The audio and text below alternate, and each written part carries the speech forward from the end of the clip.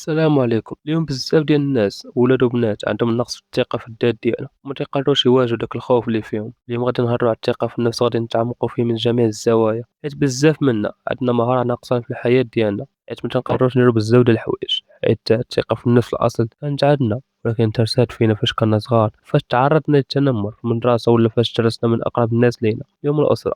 حيت في الحقيقة هما يصنعوا داك الشخص اللي على اليوم، سببهم يا اما كتكبر قوي ولا كتكبر ضعيف، مكتقدرش تواجه الناس، وكتخلق فيك صفة عدم الثقة في النفس والخوف. حيت ديك المقالات اللي سمعتي ديال شوف فلان ولا شوف فلانة، بزاف ديال الحوايج بحال هاد الشكل هي السبب ديالنا اللي خلاتنا ما عندناش الثقة في راسنا. في البداية شنو كيعني الثقة في النفس؟ الثقة في النفس هي الاعتقاد الفرد الإيجابي في قدرته الشخصية والتفاعل بنجاح في المواقف الاجتماعية، وظهوره بلغة الجسد متزنة، اتصافه بالطلاقة اللغوي وتقبل النقد والاعتراف بالخطأ والاعتماد على النفس، مع قدرته على المطالبة بحقوقه وتقبل الأشياء التي لا يمكن تغييرها سواء في جسدي أو في حياتي بصفة عامة. يعني الثقة في النفس خاصك تعتمد على راسك وتعطي اعتبار راسك وتعطي قدرة في الظرف اللي فيه يكون مكان ولا زمان بلا إفراط، وهاد شي حاجة مهمة عند كل واحد فينا حيت ميقدرش يستغني عليها. حيت الثقة ماشي غير كلمة وصافي، راه واحد الحاجة كتعطيك واحد القوة خاصة. الثقة هي الإيمان ديالك في راسك، القدرة ديالك، الإمكانيات ديالك، والأهداف ديالك والقرارات ديالك. خاصك تآمن براسك، مبقيتش بديالك، ولكن هذه الحقيقة. حيت خاصك تآمن براسك باش تعطي راسك واحد الثقة في النفس، حيت هو العمود الفقري لأي شخص. وبلا ما تبقاش تحترم الذات ديالك وما تبقاش تعاتب راسك، حيت هادشي ممزيانش ليك. حيت هنا فين بنادم تيبدا يستغلك ولا كيبدا ينتقدك، حيت ما عطيتيش راسك واحد القيمة مضافة، وهنا كتبدا تعطي حياتك واحد الحياة مملة وبائسة. عكس إلا درتي هادشي، إلا كنتي شخص تمتع في الثقة ديالك، كتلقى احترام من كل شيء حتى من الأعداء ديالك. خاصك ديما تكون متفائل بهاد الحياة،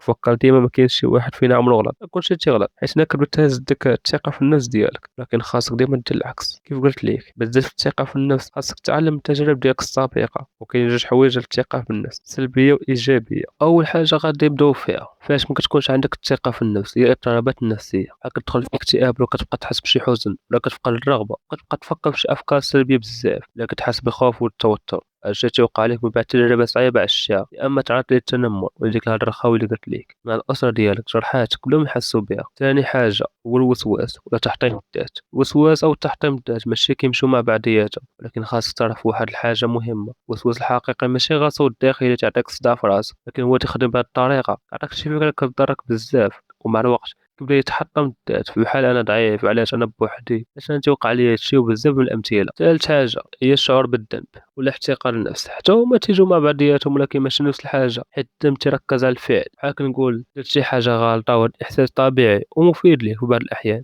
تيخليك تصحح وتتعلم. أما الاحتقان الذاتي كيركز على الهوية، بحال كتقول لراسك أنا إنسان خايب ولا أنا ما كنسواش. وهادشي تولي مشكل فيك، ماشي غير خطأ وصافي. لكن الحكم القاسي اللي حكمتي به على راسك بوحدك. رابع حاجة هي كتقارن راسك بالناس الآخرين. تبان بسيطة، ولكن أكتر الحوايج كتبدا كتاكل الثقة ديالك بشوية بشوية. المشكل ماشي في المقارنة بحد ذاتها، حيت العقل ديالنا الطبيعي كيقارن باش يفهم العالم. المشكل هو فاش كتقارن مع من كتقارن. غالبا كتبقى في واحد الفخ كتشوف افضل لحظات ديال الناس وتقارنها باسوأ لحظات ديالك. هنا كيبان المشكل، حيت كتشوف غير ديك اللحظه المؤقته ديال النجاح ولا الراحه ولا الثقه في راسهم، وانت عارف غير الفوضى اللي في الداخل ديالك اللي دايرها ليك. وهنا كيخرج داك الصوت ديال شوف فين وصلوا هما وانا مازال هنا. من بعد كتبدا تقلل من القيمه ديالك، كتحس بانك باقي معطل، يدخل عليك احباط والصمت الداخلي. ولكن خلينا نكونوا واضحين شويه، المقارنه اللي كتضرك ماشي شي حاجه عادله في الاصل. خامس حاجه كتولي تحس بان المحيط اللي فيه براسك منبوذ وسط منه، احساس خايب ويقدر يطيح من الثقه ديالك. ولكن خاصنا نكونوا واضحين، الاحساس تيكون غالبا خليط بين واقع جزئي زائد طريقه التفسير القاسيه. بصح كاين شي محيط ولا شي فئه كتعلم التمييز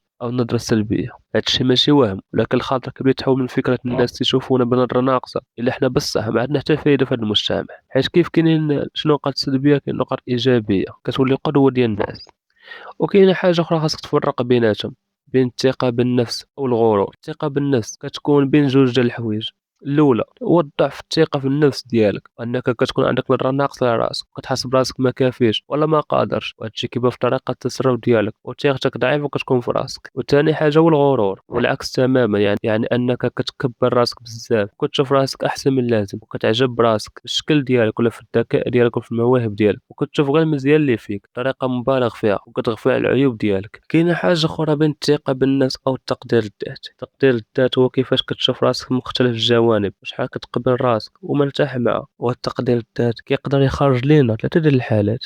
اول حاجه التقدير المعتدل، وهنا كيكون عندك التوازن، وهذا الشي كيخليك تكون واثق في راسك. تاني حاجة التقدير المنخفض، وهنا كتكون نظرتك لراسك ضعيفة، كيكون عندك نقص في الثقة ديالك. تالت حاجة المبالغة في تقدير الذات، وهنا كتكبر راسك بزاف، وهذا الشي كيقدر يوصل للغرور لو حتى للشخصية النرجسية. من هنا نقدر نقول أن تقدير الذات متوازن وهو الأساس ديال الثقة بالنفس. ما كاين حتى شي إنسان عنده الثقة كاملة في راسو، غير الفرق كيكون من واحد لواحد، وحتى نفس الشخص كيتبدل من وقت لوقت. حتى الشاب العادي اللي عنده الثقة مزيانة شوية يقدر يحس بتردد من نقص في الثقة ملي كيكون قدام تحدي جديد، بحال إلا كان غادي يجرب شي حاجة لأول مرة، وهذا الشي عادي وكيوقع عليك حتى نتايا. كاين بزاف ديال الخطوات اللي يقدروا يعاونوك تبني الثقة في راسك، وراه غير كونك كتبتي وبغيتي تفهم راك درتي أول خطوة. عرفت بلي خاصك تطور الثقة ديالك، حاول إلا قدرتي تعرف شنو الأسباب اللي خلات الثقة ديالك تنقص، واش طريقة التربية ولا كاين شي ناس كينتقدوك بزاف، حيت هاد الشي كيأثر بزاف. وحتى غير أنك تفيق لهاد الشي يقدر يحميك بأنك تزيد تهبط أكتر. خليك ديما عاقل بلي ما كاين حتى شي إنسان كامل،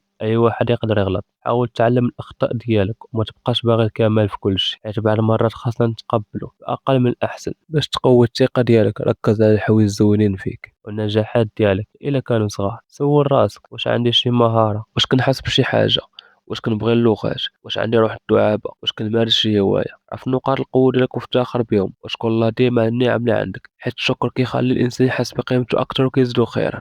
حيت كاينة آية قرآنية كتقول لئن شكرتم لأزيدنكم، سورة إبراهيم آية 7. حاول تكون إيجابي مع راسك ومع الناس، خاصك ديما تشوف الكاس عامر ماشي خاوي. وحتى ملي كتقدر الناس هادشي كيرجع ليك حتى انت بالثقة. عاون الناس فاش يحتاجوك، هادي من أقوى الحوايج اللي كيعطيك قيمة وثقة في راسك. وإلا شي واحد مدحك بشي حاجة زوينة فيك، قبل هاد المديح وقول الحمد لله، عبر على الرأي ديالك وما تخافش. وإذا كنتي مقتنع بشي حاجة ماشي مشكل تبقى متماسك بها. بعض اللحظات اللي كتحس فيها بالضعف قدام الناس ماشي مشكل، كتبان واثق في راسك حتى إلا ما حسيتيش بها 100%. حيت التصرف كيعاونك تولي فعلا شجاع وتثق في راسك مع الوقت. تصرف بحال إلا راك واثق في راسك بزاف، وعلاش لا. وتفكر ديما النجاح كيجي بالنجاح، حتى الثقة الصغيرة كتقدر تزيد مع الوقت، غير خاصها شوية صبر وخدم على راسك. إلا وصلتي حتى هنا ما تنساش واحد لايك واشتراك باش تدعم القناة. معكم وحدة التفكير، إلى الفيديو القادم إن شاء الله.